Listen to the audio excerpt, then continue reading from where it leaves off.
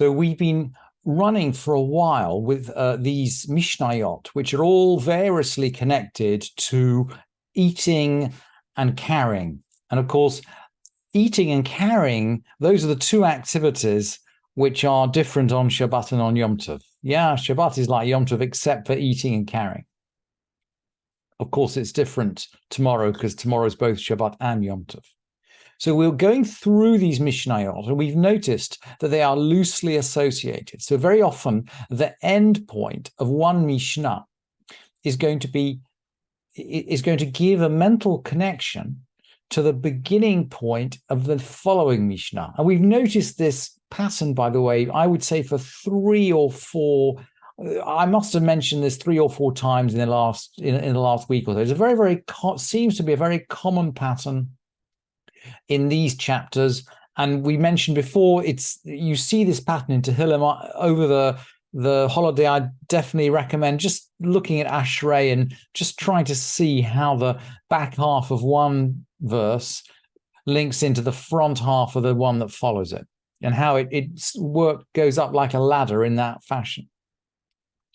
Now, we close the 4th Mishnah in the 5th chapter of Beytzah with a question about borrowing water. We're going to borrow water to make dough. And the question arose as to, okay, where can you carry that dough? Because the flour might belong to one person and the water might belong to somebody else. And essentially, the Mishnah says, look, you have to observe the restrictions of both individuals because that is shared dough. But Rabbi Yehuda disagrees. Rabbi Yehuda poter, he exempts because he says she'ein bahen mamash. There's no substance in water. Lending out water just doesn't have any meaning because water doesn't have any substance.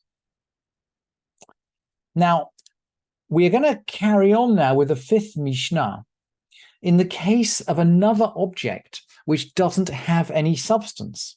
And this object is the direct opposite of the water. It is fire. Obviously, a burning object has substance because the object itself, right, is a real object. But the flame, does the flame have substance? That is the question that the Mishnah is going to investigate. Hagachelet karaglei ba'alim. A live coal is like the feet of the owners. In other words, we can carry it around, but within whatever Shabbat limit the owners are subject to. So if I have made an eruv and it's my coal, I can take it within the eruv I have set.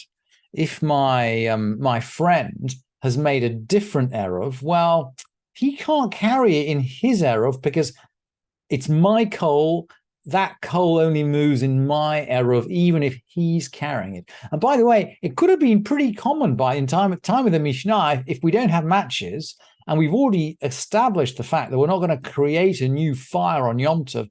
Carrying a coal to start a fire might have been quite a usual thing to do. So probably very likely, very possible that a friend could have knocked on the door of my house and said, look, can I borrow a coal? Because I need to start a fire. Very, very common occurrence. But anyway, the coal belongs to the owner. Hagachelet karaglei habahalim. But what about the flame? V'shalhevet b'chol makom. The flame can be taken anywhere. I.e., if my neighbor had knocked on my door with a candle and said, can I light my candle from your coal? And then walked off with the flame, i.e. with the candle, he can walk wherever he likes. That's essentially within his reshut. Taking a flame from my fire is not considered something of substance. It's like the water. It has no substance. I mean, you could say economically it has substance because he's carrying a fire. He's carrying fire from my fire, but he's lit his candle. So just like the water and the opinion of Rabbi Yehuda, it has no substance. I shall have it b'chol makom. The flame can be taken anywhere. And we'll see the same. Now we're going to go sideways onto issues of trespass. What if you stole or misused or accidentally took a coal or a flame belonging to the Beit Mikdash, gachelet shel hekdesh mo'alimba, a live coal of sanctified property, is subject to me'ila. That means me'ila is a technical word for basically trespass on holy property, but we have to bring a special asham and we have to rectify it. We have to bring a special guilt offering. In other words, the coal has substance. Vishalhevet lo nehenim velo mo'alin. With respect to a flame, we don't derive benefit from it. So, okay, so you shouldn't really walk to the temple with your candle and light it from the altar flame. You're not supposed to benefit from a fire going on in the temple. But if you do that, lo mo'alin, there's no trespass. You're not considered to have stolen something from the temple. You don't have to bring an asham. You don't have to bring a guilt offering. And similarly, hamotzi gacheret lirshut harabim chayav veshal hevet patur. This is on Shabbat, by the way. Someone who brings a live coal out into the public property is chayav, has to bring a sin offering because he's carried in the public on Shabbat. Veshal hevet patur, and a flame somehow he's not. With a flame, he's exempt. Now, how you bring a flame into public property without actually bringing the candle out is not quite clear. Gahati suggests maybe you blow it. Maybe you blow over the border from public to private. But it seems it's a slightly weird analogy. And it's very interesting, by the way, that this part of the Mishnah applying to Shabbat is not in our manuscript. It's not in Kaufman. I brought it to you just because it's in the printed text, but it's not in Kaufman. The Rif doesn't mention it. The Meiri doesn't mention it. Other commentators don't mention it. So it seems to have crept in somehow to the text, at least to the printed text of our Mishnah, but it's not in the manuscripts. So let's go on to other things that may or may not have substance. Bor shel yachid karaglei yachid, someone who owns a well. The well, an individual's well is like the feet of the individual. And of course, this applies to water coming out of the well. So if you want to carry the water on Yom Tov, it depends on the eruv of the person who owns the well. But if it's a town well, it's like the feet of the people in that town, which I presume would mean a minimal distance. And if it's one of those set up by the Olei Bavel, the Olei Bavel were those who came up from Babylon, and I think they actually established wells on the way so as to help other travelers on the road. I think that's the meaning of the wells belonging to those who came up from Babylon. It's an amazing idea, really. These people are coming from Babylon, they're coming to Eretz Yisrael, and in order to make the way, just like setting up base camp and first camp and second camp on Mount Everest, in order to make it possible for others to follow them, they're going to dig wells on their way. Really interesting that the Mishnah is thinking about returning to the land of Israel as it closes the tractate. So a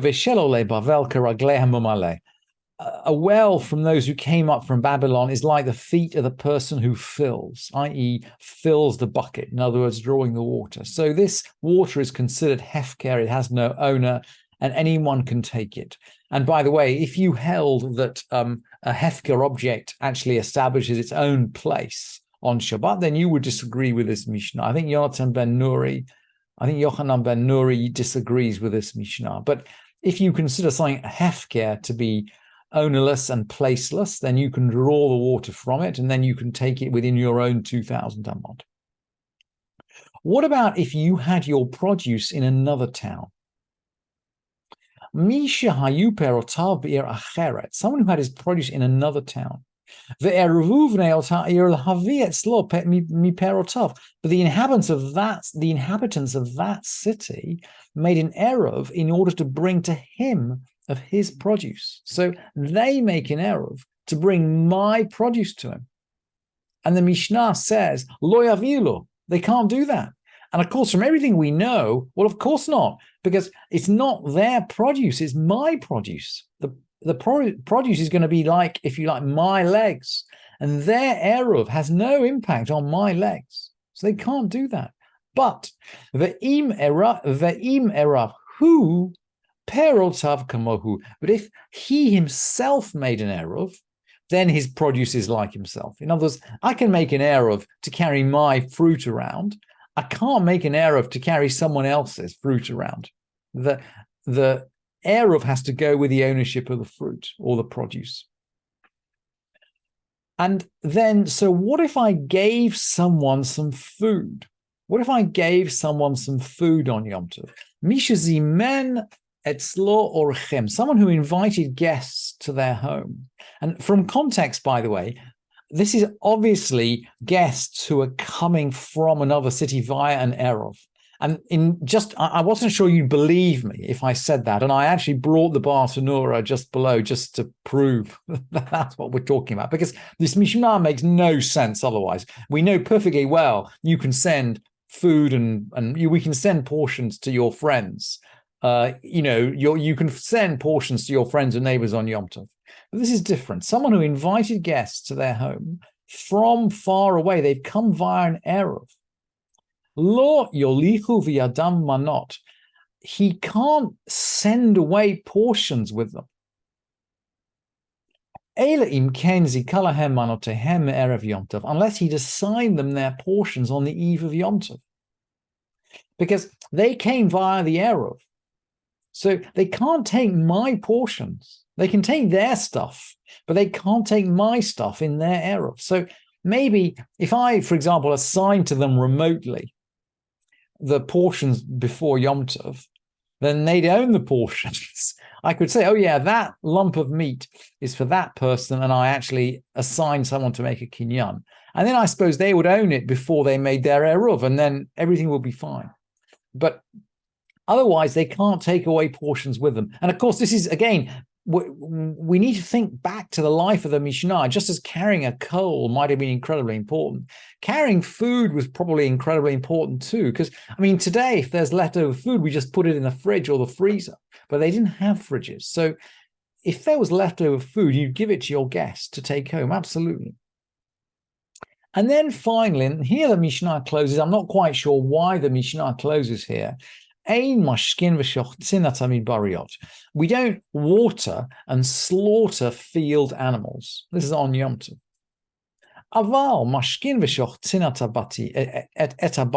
But we do water and slaughter domesticated animals. The connection between watering and slaughtering is a bit obscure. There's a suggestion in the Rambam that it might make them easier to flay, easier to skin if they had a good drink before they're killed, or maybe it helps, maybe it helps check for blemishes. Not sure about. I mean, the connection is obscure anyway. There might be different reasons for it, but essentially, a wild animal, a field animal, is not considered to be designated to be prepared for Yom Tov, because we haven't gone out and said, I'm going to slaughter that animal. Remember, with the dovecote, the owner goes to the dovecote and says, I'm going to eat these 3 doves on Yom Tov. He designates them. And if a 4th one flies in, it's a big problem. But domesticated animals seem to be different. It seems like a domesticated animal is assumed to be prepared for Yom Tov. Eluhen bayatot. These are domesticated animals, halanot ba'ir. If they sleep in town, they're domesticated. If they sleep in your house, if you've got the goat sleeping in your house, it's domesticated. It's assumed to be ready for Yom Tov. Mid bariot, halanot ba'afar. The domesticated ones, the field animals, are the ones that sleep in the meadow, or in the afar literally means the dirt. They sleep out there in the field anyway, in the meadow. And that is it's a puzzling end. That is a slightly puzzling end to the Mishnah of Beytzah. But anyway, we are circling round the issues of eating and carrying, which are the 2 essential qualities of Yom Tov. And I hope, we can eat and carry this upcoming Yom Tov. And remember that carrying is a really, really important part of the Mishnah of Shabbat. It occupies about half the Mishnah of Shabbat. So we shouldn't be surprised that the rabbis come back to it when they're discussing the rules of Yom Tov. And that is the end of the tractate of Beytzah. Hadran alach Masechet Beytzah vehadrach alan. We will return to you, tractate Beytzah, and you will return to us. Da'atan alach Masechet Beytzah vedatach alan. Our mind is on you, tractate Beytzah, certainly through the next few days, and your mind is on us. Lo nit neshe minach Masechet Beytzah velo tit neshe minan. We will not forget you, tractate Beytzah, and you will not forget us. Lo ba'alma hadain velo ba'alma da'ati. Not in this world and not in the next world.